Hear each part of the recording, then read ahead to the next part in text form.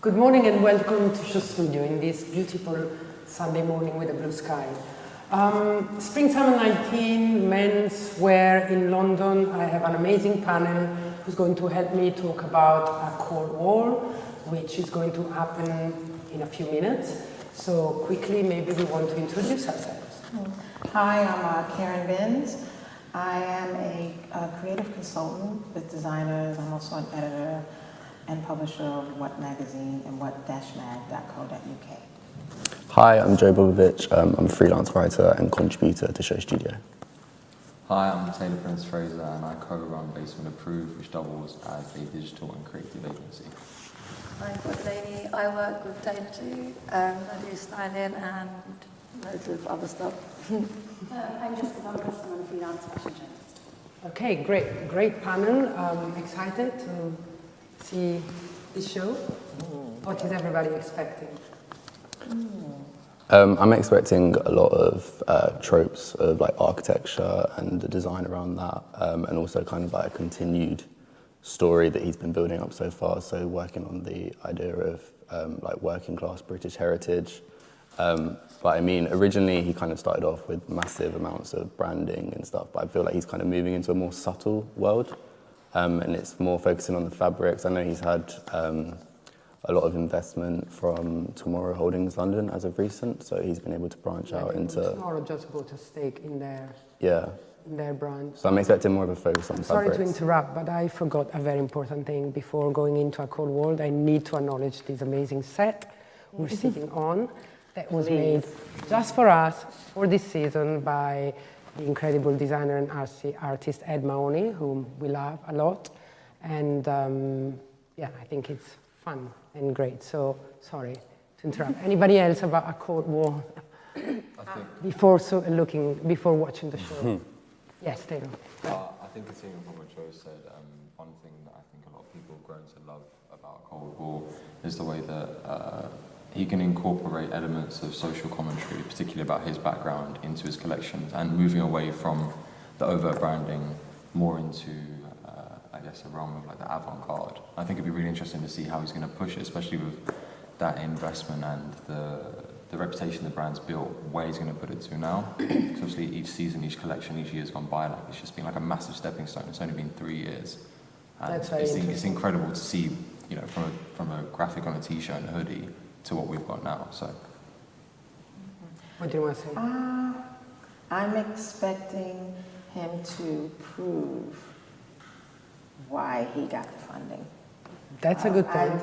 I think he's here to show and prove I deserve it, because my point of view is a point of view that we haven't really seen enough in streetwear. It's by a guy from the hood, for the guy from the hood, and for everyone else. But most importantly, you know, the misunderstanding of the person from the hood. Virgil just arrived. Yeah, well, he's got to support. That's right. His mentor, yes. And he's also got to watch him. So, I mean, that's real. But I'm thinking he's showing and proving that there is an intellectual side to wherever you come from. And the hood has just as much depth as any other neighborhood that anybody can come from. Well, before I let you talk, I just want to say pick up on the fact that you said he's going to show why he got investment. But why he got investment usually is also because there is something commercial in it. So I think one of the interesting thing that Sam did was managing to be streetwear relevant to a certain kind of people, but yet being commercial in pricing, in the way he was designing and selling the brand. So I think that's why a company like Tomorrow decided to buy a stake. I mean, don't forget, they were, first of all, a showroom, so they distribute, and so they really need to sell a lot to make their investment return. Anything else? Well, I think what's interesting is there's kind of quite a polish and like a layer of tech and utility as well that he adds. So I feel like there's like another layer of streetwear, and certainly in terms of the design. And then seeing some of the shows already across menswear, again, there's sort of like a utility tech sort of thing going on. So I think yeah, he's pushing sort of the conversation forward. So it'll be interesting to see, how much further he goes with that. But I think there's definitely, for a brand that's so young as well, like the sort of professionalism and gloss within it is really impressive. Yeah, and he is young. He's not even Yeah. 30. And it's quite amazing how fast it took off. I mean, it's already above $1 million in revenues, which is, Yeah. I mean, if people don't know what that means, it means a lot. I mean, it's incredible. And it's not enough to have mentors like Virgil or to be, you have to be good. Your product has to be good. And so, you know, great. I mean, he comes. I'm just interested in the front row right now, to be honest. Can you tell us a little bit more about the front row? I haven't. It's like such a clique. Like, I know exactly who's going to be there, and it's just like people are coming, like, you know, just like the cool young group in London, like Jordan Vickers, Bakar, like, yeah, it's exactly what I thought. It's quite big, I think. That's probably the first sign of some investment having come in, because it's a big show suddenly. Joe, you were going to say something? No, I was just going to point out, obviously he comes from like an advertising background, so in terms of like making money, I think whilst he's very creative, he's also aware that without, you know, revenue, income, he can't push like more avant-garde ideas because he needs the money to be able to do that. And I think he's been working on building a clear brand history from the start. Yeah, he's one of those Renaissance boys or men. You know, he was an art director, and then he worked in advertising, and then he was discovered, and then he was. I mean, yeah, he knows. But one thing I wonder, and I don't know what you think, is that with this, you know, the show is becoming bigger, so the expenditures are bigger, and do you think he will be able to keep his pricing where it is, which is quite low compared to luxury in general? What we're going to see with a Cold War, you know, is he's created the sister brand Polythene Optics, which he's described as being the more easy to digest for a wider demographic, which will be there as the commerce side of things, and a Cold War will be pushing the avant-garde, the creativity, the innovation. So I don't think he necessarily needs to worry too much about the pricing of a Cold War, as long as he has Polythene Optics there to, I guess, give to the wider demographic. I've never been a strong believer in second brand, you know, I'm not, you're right what you're saying, but I'm a little bit doubtful about that way of doing things. I think people want to buy a Cold War, and what do we think about this? I mean, I think personally, don't tell me it's getting ready to start, is it? Sure, Looks like it. But yeah, I think, oh, no. No, it's a person. Yeah. Well, it shows that he understands the game. What is the game? You have to be more than a designer. You have to be more than a creative director. You have to have someone that understands the level of game that you have to put onto the market, which means you incorporate everything you do within your brand. What is he? Like you said, he's an art director already. He's already covering himself in another way of making money. So he doesn't really have to put all of his energy on one part of what a Cold War is. Do you think he because still becomes more works as an art director? No. No, but because he was an art director, he understands how to make a Cold War as a brand more than just clothes. Yeah, I think he already went into he understands it. how to get a job from another label or another company. That's a good point. So Cold War is no longer just a brand of clothing.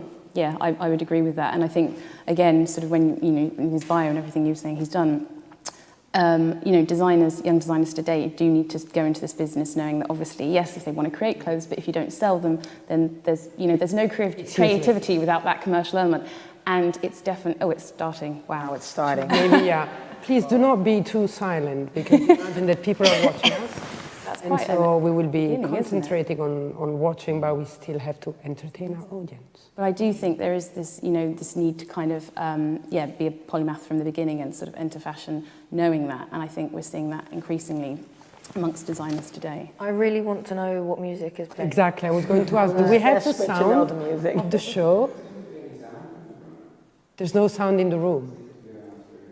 It certainly makes more of an entrance if there's no sound. Like, I doubt that we don't hear anything, nor the people, nor the... well, see, he knows how to make an Instagram moment there. Oh, that's for sure. That's very what well designed. the whole thing's Art director. Exactly, There yeah. we go. There we go, art director. What are they wearing? What's the material? They're like detachable hoods, I think, because he's kind of like continuing on from that whole like detachability, like almost tech wear. Utilitarian, functional. I mean, of course, it's an update of last season. It has to be. Yeah, well, they featured in last season's collection, the hoods.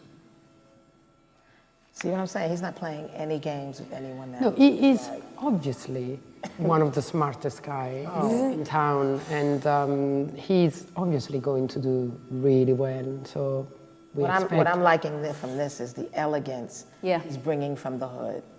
People have such a wrong interpretation about coming from, you know, an urban point of view. They have this one-track-minded situation about it, and he's letting you have it. He's giving you elegance. He's giving you art form. It's very emotional what I'm seeing right now, right? He's giving you depth. Yeah. But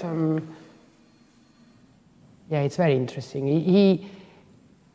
It seems quite honest and sincere what he's doing, and I might be completely wrong. Someone can tell me you have no idea how it's not, but it looks very honest to me, which... He's like I said, he's letting you know why they were interested in him. And it's not just because he was cool, because he has a talent. He's put, and I'm being real. There's a lot of people believe in people because people say that they're cool. Cool has got nothing to do with this. No, that privilege. This is talent. This is someone has done the work. This is someone that's thinking ahead. Which is probably what matters in fashion, right? Completely. And his little DIY update is cute. You know, we know what he's looking at. So what are we seeing here? What is this? He was talking in the notes. He was talking about a new way of working with synthetic materials, right? Yeah, so he's reusing Inflatable vests, polythene. This to me looks Velcro great. panels attached to trousers. I love that model. I mean, it's a complete utility update, you know. Wherever I have to go, I can carry everything with me in the lightest way possible. I think it's interesting as well because he's kind of showing the often ignored side of like working class culture. So obviously we have like the grime scene, like the kids involved in that, which he obviously references with the trainers and the like. But he's also kind of referencing things that people might find more boring, like the fact that people are working in factories, the whole utilitarian look, the fact like the trainers are dirty, kind of referencing like a work Are they site. dirty? I didn't notice. What trainers are they? The Nikes, They like, Nike. he recently previewed his concrete object. I also line. saw what it's like when you don't have a car and you have to get on the bus, you have to get on the train, so you have to carry things in different parts of your body. So it's also, for me, it's a workout. So you have your phone here, your book on your other leg, you know, your computer in your back. You don't have a car, you gotta go places to get things done. They're detachable, so you can also Take it away. take it bring away and back. make it look the way you want to. That's quite amazing what we're seeing. This is beautiful. It sort of reminds me more of like the menswear shows you see in Paris, really. Sorry, I couldn't it hear. sort of reminds me more of the menswear shows that you see in Paris. Yes, because it's got that completely. Or like sophistication. conceptual, like, Yeah, which, as I say, you don't really see that in London so much. It's about a different thing, whereas, as you say, elegance, this really pushes it forward. He creates the soundscapes, doesn't he? Like the Does he? sound that we're Yeah, hearing the now whole is thing. created by him, yeah. This is where you see every aspect of his talent. Like I said, it's not just about the clothes anymore. It can't be anymore. It's not enough. Yeah, it's immersive, isn't it? He says that I don't do clothes just for the sake of it. If clothes don't have a meaning or There a it deeper is. meaning, why would I do clothes? And that's an attitude that is coming more and more in young people creating fashion, which I think it's making it ever more interesting. I don't know if I'm saying something that will make you balk, but not the clothes, but the whole thing reminds me of Rick Owens. I was a getting little ready bit. to The way say. Rick is putting together a Well, scene. you know, at least he's influenced by a very- genius. You know what I mean? It's full of meanings, it's full Yeah. of depth. It's Okay. so organized. Look at the organization. It's very art directed. Oh, completely. This is what I'm saying. Where is People get it? a job as well as sell the Remember clothes. Is it? Yes. I don't think the clothes are suffering themselves as well, like as a result of him putting so much focus on the Brilliant. art direction. The clothes are still gorgeous, like the fabrics, the actual construction of them. He's continuing that kind of like haphazard placing things together, but it equally looks tailored. I also see him incorporating different markets in this collection. It's not just about the kid on the street It's the kid on the street in Japan. It's the kid on the street in Paris. It's the kid on the street in New York, Arizona. The mountain climbing kid, you know, the kid who's active. So these people are bringing in one look every X looks. Did you notice? Yeah, it's true. Can we give a meaning to that, or we don't care? We just. Oh, this is just all for effect. This is to say, I can do this too, in my way, with my point of view. But there must be a meaning to that. It's difficult to say what you can imagine someone's thinking about when they're doing this. We're leaving What it you can open see. for us to Well, have our own they were idea. talking about the human being into a space, so building architecture around the body, and I think that's it, right? So that's. Oh, it's the moving installation. He's hot. He's doing moving installations. That's a beautiful red. On the catwalk. Hello. You're right. You just brought it to our attention. What is quite clever though is that it doesn't take away from the clothes, because often if you get shows where they go all kind of singing and dancing, Distracting. it's exactly, whereas this actually, if anything, magnifies them. It's interesting to see people like Sam, you know, coming up to our attention here and then. And I always tell people, like, if it doesn't work, somehow it's not that you're unlucky. There's something wrong with it. And then you have the Sam Ross, or before him, J.W. Anderson, that in a way did the same thing. You know, it was more of a holistic aspect to it, that becoming an instant success, or Virgil, you know, like it or not, is an instant success. And they do much more than designing clothes. As you were saying. Exactly. Yeah. He's on the next level. He's letting everyone know right now, if you're going to go to school to be a designer, you have to come with something else. You just do, because you are not going to stay on top of your game if you're not incorporating more than one entity to your business. This is a complete, you know, stage for everyone to see. Hey, you got to take it further. I love his casting. But casting. I was going to say the casting. I was going to say the is- casting is unbelievable. Does he cast himself? I don't remember. It's in the show notes, I think. I think he mentions in previous shows that a lot of them have been friends or people he's just met out on the streets, kind of thing. So, So it's street like, casting, or Yeah. it's friends and family, or. so I think some of them are friends and some of them are street cast. But he also like cast. I know he's friends with like the rapper Reggie Snow, and he cast him in Waterman's 18. So I think it's kind of a mixture. But I think it's basically reflective of his brand, the casting. And then it doesn't look like he did it because, oh wow, he saw that kind of casting somewhere else. He's not interested. He's there to make a statement and to make it hard. Everybody that's walking can walk with a strength and a power that represents what he's showing. It's not a guy that's skipping up and down. You No, know, but I don't also see that. they're probably wearing what they would be wearing, which for me, I know it sounds like banal, but it's important, because if you Completely. put on something that is not you, then unless you're a professional, then it can look a little bit awkward. These kids, They're holding it. They're holding there's a it lot of tight. Asian people in the show, did you notice? Like I said, he understands how to make his money Power of in the Japan, game. in China. Yeah. But let's talk about the clothes for a little bit. I'm seeing some good things as well, you know. I'm seeing a variety of beautiful things. This is not a hoodie, this is a suit. But it's a modern version of a suit. It's a suit you can walk a very long time in and feel comfortable. I think the accessories are really interesting. There are some Yeah. very interesting bag shapes. You know, they're made in London by artisans, local artisans in East Amazing. London, which I think is quite interesting. Heavy look, heavy. It can't be cheap.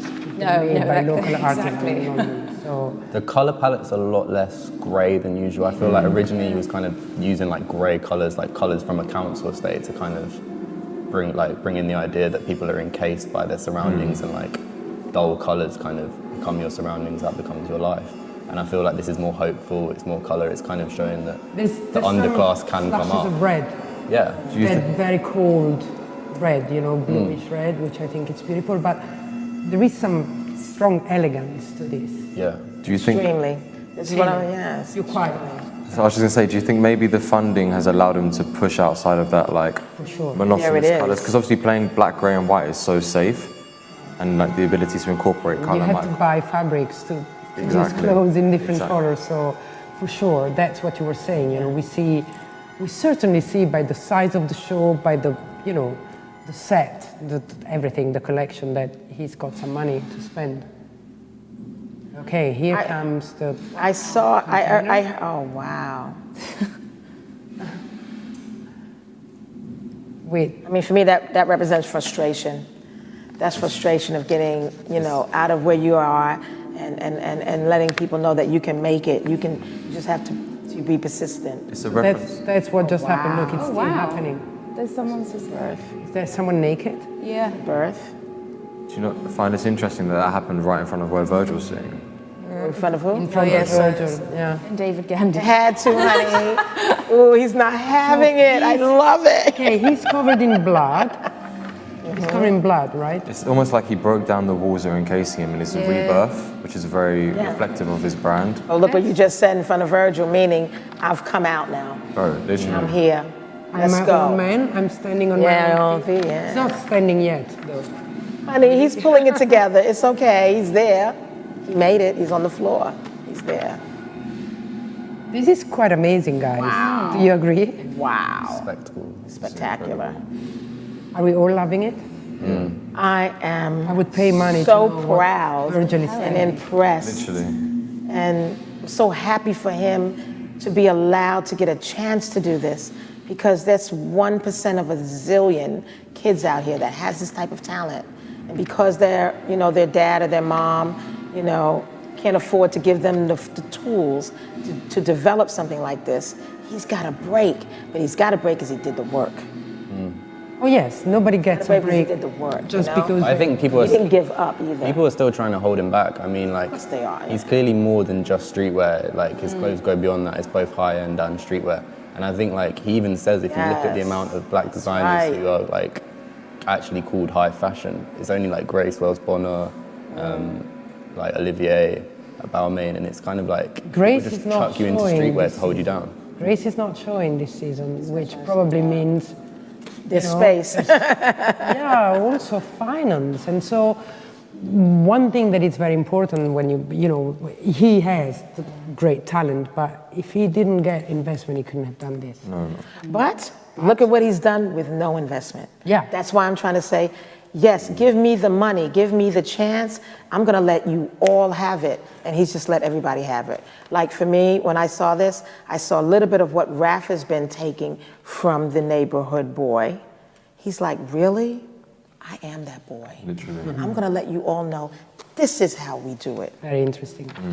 I just want to watch that scene back again. Like, wait, did. I need to see it again. I need a different angle. What I want to see now, but I don't think it's there, is the details, because for instance, the bags, they had Yeah, we were close. 3D printed handles. So those, by the way, architectural, geometric shapes that you saw on the handle and hanging from the bags, they're 3D printed. So it's not only what we saw, it's the details are important. You know, there are some fabrics that are worked in a certain way. So people and we will soon see the details, and I'm sure it's a very good collection also hanging in a store. Could you imagine? Yeah. That, but it reminded me so much. I couldn't stop thinking about Rick Owens. Of course not, And because yet I didn't come in when here you see thinking silver and Rick beige and yellow, you're going to think Rick. But the show itself, you know, the music, the mystery, what happens, the way it made you feel. theatrical side of it. You know what's great to also see is that he could be influenced by Rick without copying him. I was going to say, because it's taking the element of that sort of performance, but then when you look at the clothes that he's doing, they're not Rick Owens at all, and they're constructed, it's like a completely different aesthetic. Absolutely. And it's really interesting putting those two together. Well, I'm not saying it was Create something copying. new. No, but yeah. No, but you know what I mean? I just wanted to say that just for... The same emotion Yeah, that I exactly. get Just to make when it I clear. See, no, you're right. You're right. But Because I've seen a lot of people copy, Yeah. where he didn't have to. Exactly, but he hasn't at all, because he's bringing his own aesthetic to the it table. doesn't look like anything else, right? He does actually say he purposely doesn't look too much at other people's shows. I think that's good. And I mean, I know he like is a big user of Instagram and stuff, but I know he doesn't use things like that or Tumblr as mood boards. He tries to look at case studies, like actual real life stories, and build a narrative from that. Well, from the Doing- name of his brand. Yeah, exactly. Onwards. But so, yeah, we can't even say inspiration, or Does it remind us? I mean, what about streetwear? This is not even streetwear. No, but it is. From where I'm coming from, I see it hands down. Streetwear, that's why I was saying people who don't have a car, because I'm one of those people. And coming up in New York, when I'm getting on a train, I have to be prepared. And I can't carry the world on my shoulders, so I have to carry it in different parts of my body. It's a very urban way of life. And for me, a lot of girls as well as guys are gonna wanna wear those clothes. But girls that are active but not driving a car. When you're on a bike, it's a perfect thing for bike riders. For people who have things to do and places to go, and they wanna look amazing, and they wanna give you a special effect of how they're feeling. He's giving it to you. But my point is, No? and correct me if I'm wrong, is that sometimes I have to admit I look at streetwear, sportswear, whatever it's called now, and I'm like, really? You know, it's a little bit expensive. This looks like fashion to me. Oh, it is, hands down. And that's where, you know, I don't want to mention name now that I said something negative, but I think that's the difference, you know. That's I see, yeah, it's fat. Well, he's relevant to certain kind of people, but to all, because that's fashion. I think What do we think? I think if you're taking your interpretation of streetwear, I think you've hit the nail on the head. But I think when people, as a whole, are referring to streetwear, I think that as someone that's come from streetwear, it's normally like a graphic T-shirt, heavy graphics, very simple. Whereas to me, this was like an artistic performance. As you're saying, it's more in line with what someone like Rick Owens would do, as opposed to like a line of graphic T-shirts. So, Exactly. Yeah. so I think if we can, That's what I mean. if we can change the perception of how streetwear is viewed and look at it from that perspective, it was almost like that modern day young person that's just got to get about and do 1,000,001 things, and they need to dress to accommodate that. I'm 100% with you. Well, I think they have to change the viewpoint of what streetwear means. Yeah, defining Yeah, it. exactly. Yeah, it's become. I To think me, it's become streetwear, a yeah. too umbrella a term. Streetwear is just what you wear in the street. Don't Doesn't we mean it ain't all fat. wear everything? Yeah, but you know, but of course it's now becoming more high fashion. It has to. There's no other place to Why, go. because he went too far? Well, I don't think it's far enough. I think it started at a basic level, which was the T-shirts, and you can't really go down from a T-shirt. Yeah, that's what I mean, You yeah. can only go up, and people were just looking at like, some you obviously growing up, like wearing that sort of stuff, like, okay, cool, like, but how can I elevate this? How can I make it so it's a bit more functional? How can I make it so I can actually use it day to day? And I think But that's again, that brings me back to Rick Owens, even Yeah, Rick you're right, Owens yeah, long yeah. time ago. Yeah, you're That for me is, if I have to position him into a to put him into a box of, that's what I Rick agree. Owens has always been doing, right? You're right. And it's luxury. It is very luxurious. But I feel like with Rick Owens collections, they're more kind of looks. Obviously, this collection was like a lot of looks, but I feel like you can actually take pieces and wear them separately, and it's a lot more accessible to more Yeah, it people. kind of So goes it's back to the probably art. It cleverer. feels like you could build, take away Yeah. pieces, and you know. Commercially, it's very clever. Yeah, But you know, I was reading the other day that he doesn't he doesn't want to sell in many retailers, so he's very selective. He wants his retailers to know, his wholesalers to know how to display and sell his brand, which is also, you know, for someone so young, quite amazing, because people tend to say, oh, I need this and that, I need to be everywhere, I need to make money. Well, he's being very selective, and he's playing this card, probably scarcity, somehow. Yeah, it's a slow burn. He doesn't want to like sell out immediately. He's also like very commercially aware. He will partner with the right people, but I think he wants his brand image to be told in the right way. And I think he's been asked, like, would you ever hand your brand over at any point? And he said no, because I don't feel like anyone else can tell the brand story in the same way I can. I think it's very personal to him. I was going to say, I feel like picking, you know, select stores, that's part of like the branding story. And also, I guess, you know, he has that trust and belief in that it's obviously going to go further, which I think it is, because, you know, when you're aligning yourself with these top retailers, it's very clever. I think, yeah, I think it's all part of the branding. When you're creating a brand, I think deciding where that brand can be seen, it's very important. But also, on the other hand, when you become so successful and also so press successful, and everybody hear about you, and then they can't have you, they want you even more. Yeah. And so then the right people will go to him. It wouldn't even need to knock at doors. Doors would, you know, Just open. come to him. Everybody always So it's wants very something smart that, strategically as well. Everyone wants something that they think they might not be able to have. That's the game. He's got a new game, and hopefully people will start listening to that game, because that's the only way you're going to survive right now. It's too much of everything. Yeah. So you have to become more exclusive. And that's not being a snob. It's just not everybody in the world has to have your dress. You don't need it. Yeah, and especially now we live in such a sort of overly saturated world of sort of everything is always everywhere, and so that there's something refreshing. I think that's about what I love this about model. Rick Owens, because not everybody can understand how to wear it. At the same time, he's not asking you to run in his shop either. You like it or you don't. He keeps it moving, and that's why it lasts.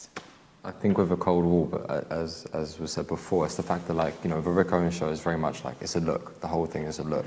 You know, you can take individual pieces, but like more than likely, if you're into Rick Owens, you can be wearing majority. You can be wearing 1, 2, or 3 pieces. Point of view. Yeah. With the Cold War stuff, going back to the whole point about like the commercial aspect, you can take, no matter who you are, you can take a piece. Everyone around this table could take a piece, wear it, and be like, yeah, that's cool. That's me. And like, Wear the trackies and can't stop wearing them like every single day. I'm like, It's that's genius. all I want to wear. It's like the That's genius. comfiest That's bottoms. genius. It's giving you a point of view, but then letting you free and allowed to do it the way you want. It's incredible that he's It's able. commerce. Yeah, literally, it's incredible that he's able to put on something that was so like avant-garde, so creative, and so innovative, especially for him and where he's come from, and still make things that are almost appealing to every single demographic, everyone in that room, everyone watching this, even people that just might walk past on the high street, walk past his store. See, they have a storefront, it would be like, do you know what, like, I can see that. Even if it's just a graphic t-shirt, it's still something they're like, oh, like, that's cool, I want to know a bit more about that. And that's why I think that, like, it's so interesting, like, to follow his story and look at where his trajectory is going to take him, because it's unprecedented, at least in, like, my lifetime, and I've not seen anyone do that. Well, I interviewed Virgil a while ago, and one of the things he said to me was like, because I was sort of like looking at life and being pessimistic, optimistic, and I sort of said, which time would you prefer to live in? And he said, now, because, you know, we have the ability to do like whatever we want now. We're so in touch, we're so connected. So it's kind of great that that optimism is clearly, you know, Sam's got, and he's just like, right, I'm doing it, which is... That was represented in him breaking down those 4 walls, like, the person literally got out of that vat of whatever and broke down the walls. Like, if it wasn't apparent enough that he was already doing that, he literally just got up to like the world of fashion and said, I'm breaking down these walls, don't put me in it, and I'm going to push myself to where I need to be. And like, that's just... That's very interesting, because I totally agree. I also wouldn't want to live in any other time, but I think the most interesting thing that happens thanks to the new generation that are coming up and doing things is that they show us how much more free they are than what we were. And I don't know. But it's true. I mean, it's true. And you just said it very beautifully, you know. And that adds to fashion, because there was a moment where else can it go? You know, it's fashion. It's also one does it like this and one does it like that. But now there is this whole new generation that are revolutionizing also the way we consume and wear fashion. Exactly, yeah. Not only the way we conceive fashion, but the way we consume it, and that's very good for the industry as well, because people are starting to buy again, to want again, to consume again, right? I also think this shows that he's not asking everybody that people say are the right people, because to me, no one's the right people, no one's the wrong people. Looks like he has his own point of view, and he's sticking to it. Which is always I the think best. that's important. Right now, with what's going on, everyone's always pushing people to work with this person or that person. He doesn't need it, and you can tell. You can tell that he has a very strong point of view, and he's sticking to it without any... He doesn't look confused. I think that's the best way of saying it. It's very British what he's doing. It's like he's found his space in the market. Obviously, Virgil Abloh's done quite a similar thing, but Virgil Abloh's is more general, and it appeals to a lot more people, whereas this feels very... Well, it feels like he British. studied contemporary art as well. Yeah.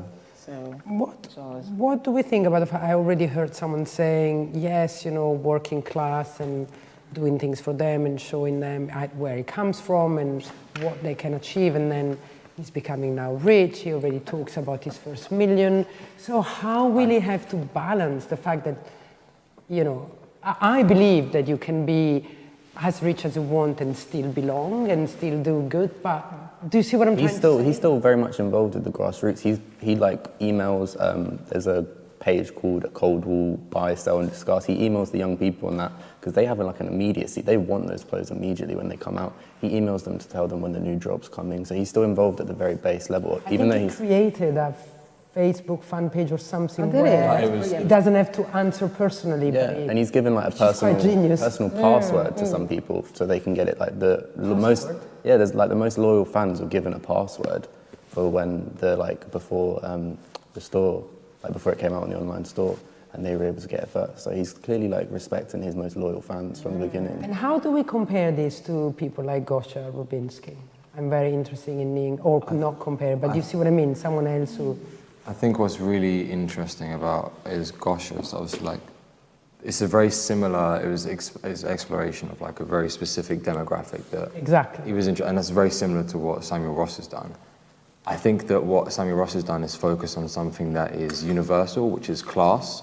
And I think that a lot of people, it would be so easy for him to talk about, he could have talked about the Windrush and his parents. He could have talked about the black unity, which would have been great, but it would have been very isolating and it wouldn't have appealed to us. Exactly, and I've always said that, like, for me, class is such a bigger scope, such a more powerful thing to talk about than to talk about skin color. So for me, I think that's where almost he kind of, they're very, very similar. One's coming from like a very, Eastern sphere, one's coming from a very Western sphere.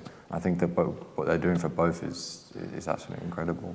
So do you think Gosha was as smart and did For me, I think in terms of a design aspect, I think Samuel Ross has more in the bag. You can quite clearly see from that show in comparison to like any of the other shows, what he's done is like paramount. Like we're talking about comparing it to someone like a Rick Owens show. I've never sat around a table and compared anything Gosha's done to anyone of that. That level, that level. Not to say that what Gosha isn't doing is... There you go. That's what I wanted to hear. Literally. I mean, I just don't want to be subjective here and say what I like, aesthetic or not, because nobody cares. But I think we are at a different level, I think I don't even though you don't feel it. You don't feel it. You don't feel it, and I think that's what it comes down to. There's one thing which is the same with all of these people. Like they say, it's like, oh, for boys in the hood, like it's street, blah blah blah. But the price points is not there for them, like. No, but this is another thing. Just because from the hood doesn't mean you want to spend money on clothes. We're not looking for something cheap. I never looked for something cheap. But you see what I'm trying to say? It's like, that's a whole nother misunderstanding. People want value. They want luxury from the hood because they have something to prove. So all their life. Extra time. All their life. I will always have, as a kid, I had more to prove than my friend who wasn't from my neighborhood. So I spent extra money and I got the real deal. So never think, oh my God, we have to make it cheaper because they won't be able to afford it. No. That's what they're looking for. I don't know, but for Nazir, for instance, like he always wanted kids to be able to buy his stuff, but he couldn't make it for the price that he wanted to. That's why Samuel Ross has created polythene optics, which, whether or not people like. But it's like that's an accessible way to engage with like that concept of a Cold War, a more digestible point because it's just graphics. It's not something that's intricately made. It's not playing with like technical fabrics or whatnot or form. But it's also a more accessible price point. T-shirts, hoodies, like 120 quid. Whereas if you go on like a Cold War's website, starting price for a T-shirt is like 158. And that's like last season. This season, it's definitely going to be more. I do believe, like, I hear what you're saying. I do believe he will make something slightly more affordable. But just remember, the people who say they don't want to spend more than 25 pounds for a T-shirt, they just won't be wearing Cold War. Literally, it's a but there is a difference. That weren't really the point I was making. And 350 pounds. Of course, there's a middle ground. There's a middle ground. There's a middle ground. And that's why I think polythene optics is going to be that middle ground, so it's not too isolating. And for me, that's you going back to your point about, being this story about working class and now moving about talking about making his first million. Like for me, like he's still working class. Like his attitude, like if you hear him speak, if you see like the way that people write about him and the way that he carries himself, he's working class through and through. And this is a conversation I've had with my friends. Growing up on a council estate, and then you move into a place where you can talk about buying this like £1,000 whatever, this £2,000 buying this, buying that. Like, are we still working? Like, well, yeah. Like, I'm still turning like the taps off. I'm still getting tap water. I'm still doing all these things. I'm still looking at. I'm still like. And that's for me, it's like a working class attitude that you never lose, no matter what heights you ascend to. That's a good thing to hear. So, I've never met him, I don't know him, so I I cannot judge the person, but I think he's a very, very clever man. So I mean, I heard him speak in Copenhagen, and he was the most eloquent young boy I've ever heard speak. Like, I was so impressed. I mean, just the way he speaks about life and about clothes and how he feels about things, his viewpoint. He was flawless. And I was like, wow, this is the best inspiration for young people right now. It's more than just being, like I said, what is cool? Cool is doing the work. Cool is going that little bit further than what you're told is okay. And, you know, his struggle will always be more than the other designer's struggle. Just will. And he knows it, and he's doing it, you know? And just quickly before closing, because some of us have to go to some shows. Yeah, I do. I just want a word about Off-White and Virgil's work and what you did with Off-White, and how do we compare or not compare, or? I think you learned from Virgil's mistakes, actually. Virgil has been massively criticised. I think Virgil's great, I'm not going to deny that, but I think he's been massively criticised for having his finger in too many pies. He's done like collaborations with like Takashi Murakami, like at Gagosian, and I went and saw it and I just thought it was rubbish. Lazy. It was lazy, there wasn't much to it. Whereas with Samuel Ross, everything he's doing is subtle, considered, it builds upon his thesis, it makes sense. Like Virgil Abloh has done collaborations with anyone and everyone. We put some Off-White and images it on. just does, some of them don't make sense to me, whereas this, everything he's done, every like reference he's made has a particular like connection to British like culture. I think that's why it's good. I think on that point though, I would argue that Virgil had to have his fingers in that many pies in order to be able to break down the industry to allow someone like Samuel Ross to come through and be, you know, very meticulous and micromanage every element of his brand, because he needed that platform, you know. Yeah. I guess for me, like obviously Kanye came through, broke it down, like his interest in LV from like his collaboration started in 2008 on his first trainer, I think. And like he broke it down, obviously he didn't do it right. And then Virgil's come on, like surpassed him, been appointed to where he's been appointed to. And then for me, if I was Virgil and I was watching that, I'd be like, I hope my show is going to be fire come a couple of weeks. I'll be a little bit worried. Literally, it's incredible. I'd be feeling some type of way if I saw that. Especially that he's going to do it under the Louis Vuitton signature, so he no pressure. He still has Off-White though. He still has Off-White. So. He still has Off-White, but he's going to be watched much more next week in Yeah. Paris. I mean, Yeah. you know, biggest brand. Think about it, Virgil After called Keith him. Jones. Yeah, it's true. Oh, yeah, which is going to be a hard act to follow. But Virgil, I think he started the game that Samuel's playing. Yeah. Okay, so at the end of the day, Virgil's always going to think ahead. I was there first. Right. His mentor. Let me hold it that's why down. I'm coming to his show. Yeah, but Virgil's going to be a little bit. He's going to feel some type of way, because I would. 100%. I mean, he got a But it make him feel guy proud, covered in too. blood, getting out, breaking out of a wall in front of him.